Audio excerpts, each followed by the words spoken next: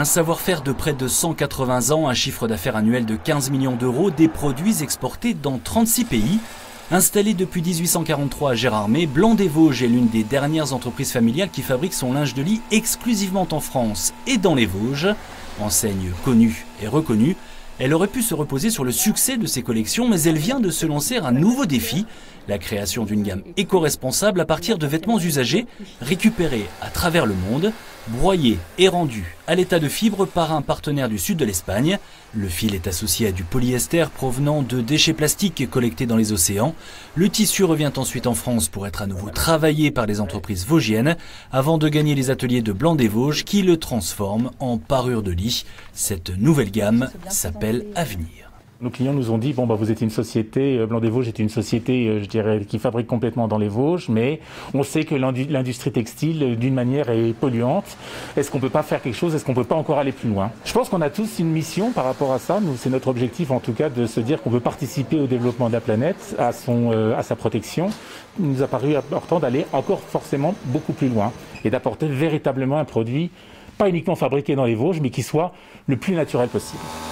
Et c'est donc désormais chose faite, la gamme Avenir a été lancée en septembre et elle a déjà trouvé son public. Toutes les fournitures qui ont été utilisées sont bientôt en fin de stock. On avait pensé à un certain volume d'articles qui seraient demandés par les clients et là on est presque à 5 ou 6 fois ce qu'on avait prévu au départ. Ça nous fait réfléchir encore un peu plus. Avenir, ça ne s'est pas créé tout seul, hein. Ça fait plus d'un an qu'on y réfléchit, mais maintenant on est effectivement en période de lancement, ça nous pousse à encore aller plus loin.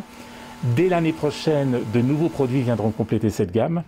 Bien entendu, les choses vont évoluer au fur et à mesure de la demande de nos clients, mais c'est une collection, une gamme qui était appelée à grandir de toute façon de plus en plus fort. Avec ce nouveau procédé, Blanc-des-Vosges mise donc sur l'avenir, le savoir-faire textile associé au recyclage au service de l'innovation, une première dans la fabrication du linge de maison.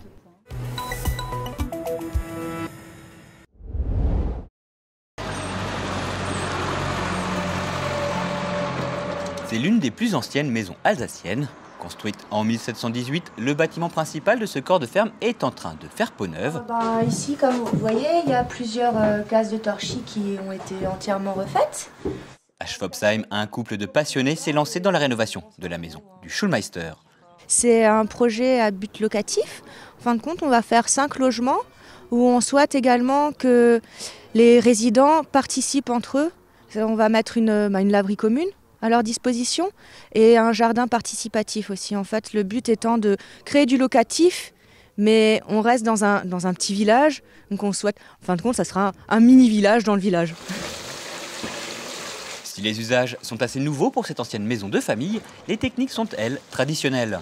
Objectif, rénover la bâtisse dans les règles de l'art. Quand les Kelvink en font l'acquisition en novembre 2019, elle était inoccupée depuis une décennie et tombait en ruine. Un crève-cœur pour les habitants du village. Tout le monde était persuadé que la maison serait rasée. Et on voyait, les gens voyaient les années qui passaient et commençaient à la pleurer plus ou moins. Apprendre qu'elle a été vendue à des gens qui la restaurent, vous ne pouvez pas comprendre le sentiment de fierté de savoir que ça reste dans le village. C'est pour ça aussi que la municipalité a donné un coup de pouce financier. On va tout délaisser. Chaque année, ce sont 200 à 300 maisons alsaciennes qui disparaissent. En effet, rénover demande une certaine détermination et représente un coût. Pour enrayer le phénomène, le conseil départemental a créé une aide aux propriétaires. 10 000 € peuvent ainsi s'ajouter aux fonds débloqués par les communes. Donc sous réserve que les communes adhèrent au projet, on peut accompagner les projets.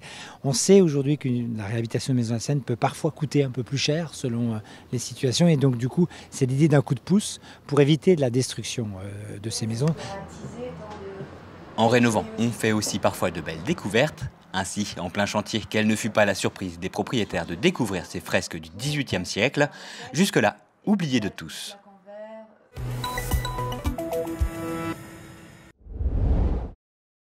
Aline, 44 ans, est infirmière libérale et pompier volontaire depuis 2017. Elle est affectée au service de santé et de secours médical à Troyes. Pour cette maman de 3 enfants, aucun regret d'être engagée. Je ne peux pas regretter, j'aime ces moments où je suis une journée entière à la caserne, 7h à 17h, 2-3 jours dans le mois. malgré tout, en plus de notre travail. Mais voilà, quand on est là, on a envie de partir, d'être dans l'action et avec le bip il sonne et on part, on prend notre véhicule et on y va. Pour encourager la féminisation des pompiers volontaires, un plan d'action a été mis en place, 22 mesures nationales déclinées dans l'Aube.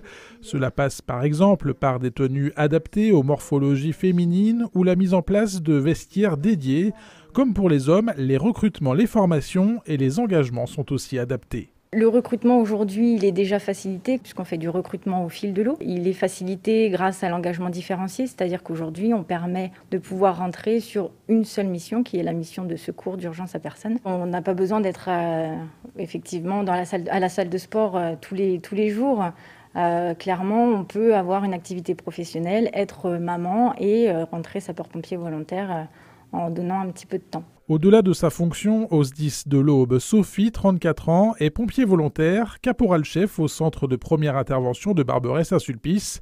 Comme Aline et Gaëlle, elle fait partie des 3 premiers portraits de femmes volontaires mis en avant chaque mois par les pompiers au bois pour encourager cette féminisation. Moi, en arrivant en 2016, quand on parlait de féminisation, on nous faisait les gros yeux. Aujourd'hui, clairement, c'est peut-être ceux qui nous faisaient les gros yeux qui sont les plus en attente, justement, qu'on les aide, qu'on les accompagne, qu'on les encourage. Je parle surtout des chefs de centre, qui pourraient être les plus réfractaires, qui finalement sont extrêmement contents aujourd'hui d'avoir du personnel féminin. Relayée sur les réseaux sociaux, la campagne de communication doit faire gonfler les effectifs féminins. L'Aube a besoin de pompiers. Aujourd'hui, sur 6 volontaires dans l'Aube, un seul est une femme. Ce qui est la moyenne nationale, ce qui est la moyenne du Grand Est. On espère bien qu'avec le plan, effectivement, nous allons aller plus loin. Surtout que dans l'Aube, nous avons cette spécificité des CPI communaux, des centres de première intervention communaux, où nous attirons effectivement beaucoup plus de public. Et c'est sur ces cibles-là de nos collègues féminines que nous voulons travailler. Un autre axe de travail, par la suite, sera de confier des missions de commandement sur plus de 200 centres de première intervention dans l'Aube. Seuls 5 sont dirigés par des femmes.